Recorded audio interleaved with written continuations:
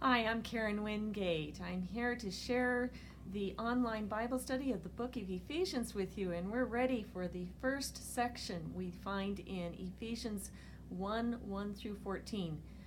Paul wrote the book of Ephesians to give the people an outline of what God's plan for the church is. And we're going to be looking at that plan throughout the coming weeks. For today, we want to see that Christ is the head of the church, and right there, that makes the church a good thing. But let's back up. What's your happiest memory of your childhood?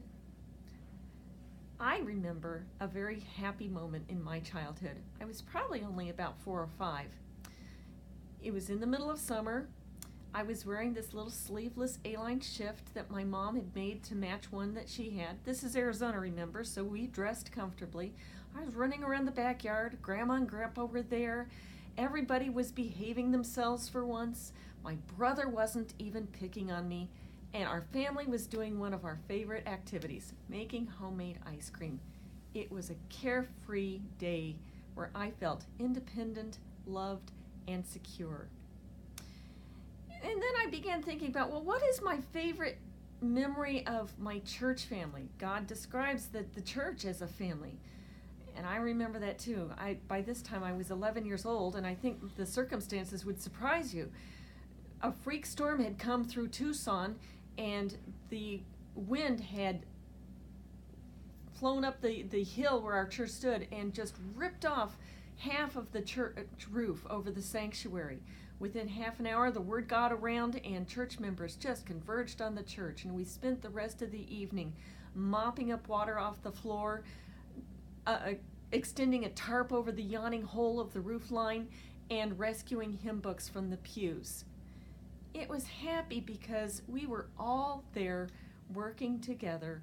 We shared the same common faith, the same common goals, and the purpose of winning the world to Jesus. And as I look at it, that's a lot more that we had in common than what I had in common with my own family. It was a happy, secure moment.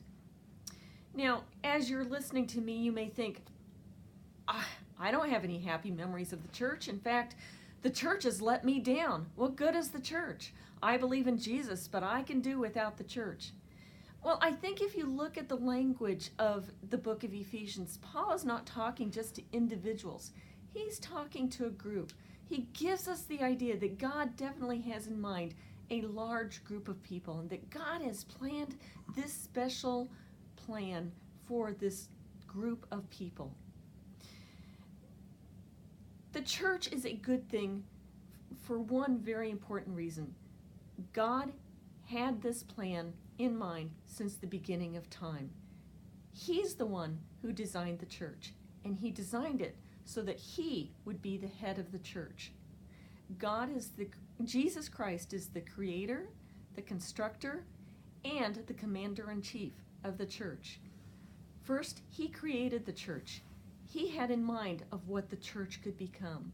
Second, he constructed the church. He constructed who would be in it and how they would attain membership into the family of God. We become a part of the church simply by the fact that Christ has redeemed us and forgiven us and has offered us this lavish inheritance of things yet to come. He offers that to you, and as you look around at the people you sit beside in worship services, he's offered that to them as well. You all share the common bond of all those gifts that God has to offer you. And finally, Jesus Christ is the commander-in-chief. He is a benign ruler, unlike Mussolini or Tito or Mao Zedong. Jesus is a benign ruler, but he's more than that. He wants the very best for the people who follow him. He wants to lavish his best spiritual blessings and this very rich inheritance upon us. Those reasons right there are good enough to make the church a very good thing. And yet, as we go on in the book of Ephesians, we're going to find more things that make the church a good thing and why the church needs to exist. So, no matter what has happened to you, don't give up on the church. the church was originally God's idea, and it is a good thing. I hope that you'll keep studying with me in the book of Ephesians.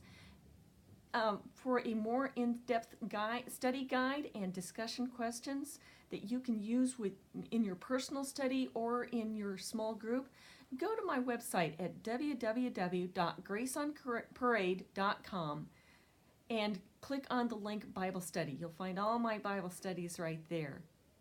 I hope you enjoy studying the Word of God with me.